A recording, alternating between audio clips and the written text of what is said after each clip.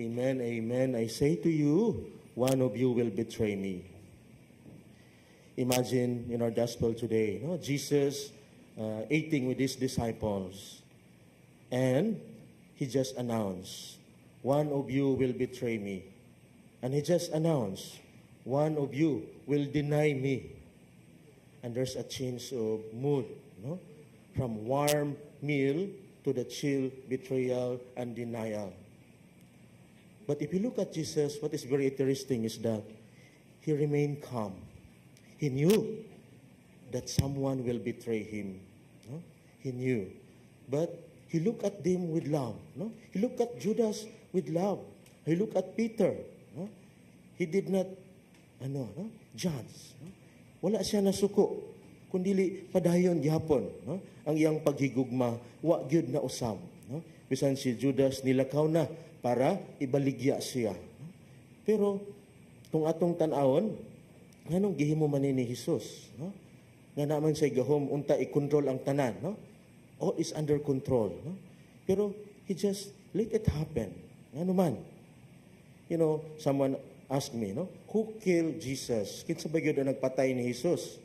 Kinsa atong ma-blame? Who is the responsible? And it's hard to answer, But for me, or as a Christian, we cannot blame somebody.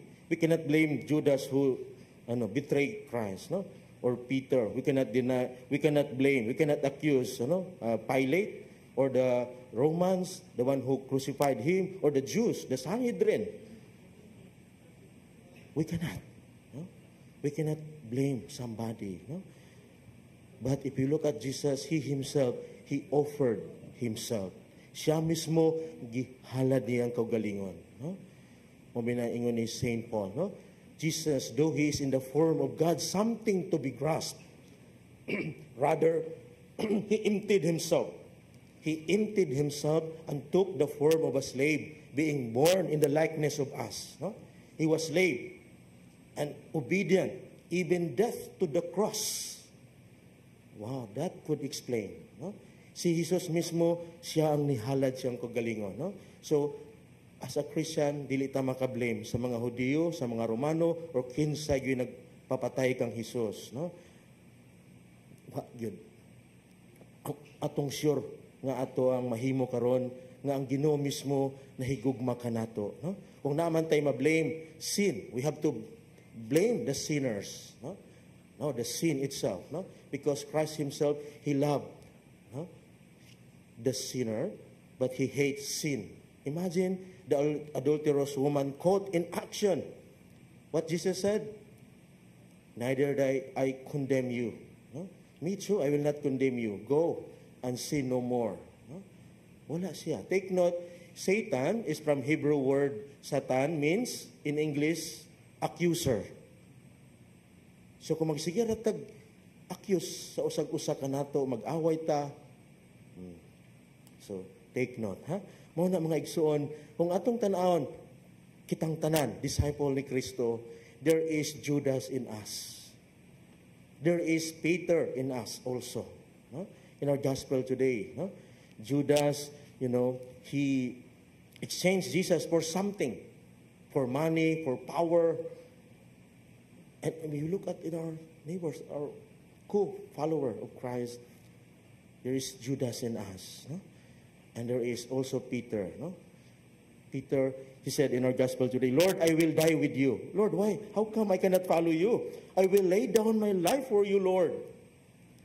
Jesus said, wow, you lay down your life for me? Sa dili pa mo tugaw ang manok, gilimod mo na ako ikatulo. Sometimes we are like Peter. Unsa man? Tama na ta sa mga promises, istorya. Pag abot na sa sitwasyon, ni balina. So, muna atong challenge karon maigsoon as we continue this Holy Eucharist, we ask the grace of the Lord, to be faithful to Him. We have to be faithful to our promises of the Lord, no matter what happened, no matter what, even it cost our life. There is a cost of discipleship. Not then and not now. If you follow Christ, there is a consequences. So, today, we pray as we continue this Holy Week. Today is Tuesday of the Holy Week. and the sacrifice of the Lord. The Paschal mystery is coming. So we ask the Lord for the grace, no? Nga Lord, unta, dili ko mahimo sama ni Judas, no? Nga gibitri ang Ginoo pinaagi sa halok, no? Take note, dili tanan halok nga authentic, no? So, pero si Kristo wala niya gi-judge. Judas have a freedom. He can do good, he can do evil, no? But Jesus, he loved them until the end. St. John said, no? And today, Jesus continue, he loves us until the last drops of his blood. Christ loves us. He died so that we will live. He died, no? Once and for all, no? Para ka natong tanan makasasala. So, today, this Holy Tuesday, we ask that, we should not take for granted the power of the evil, no? Satan. Imagine in our gospel today, Satan entered Judas. Giyawaan na gyud siya, no? Nga naman, hilit Satan entered himself, no? But for us, we are disciple of Christ, we pray, no?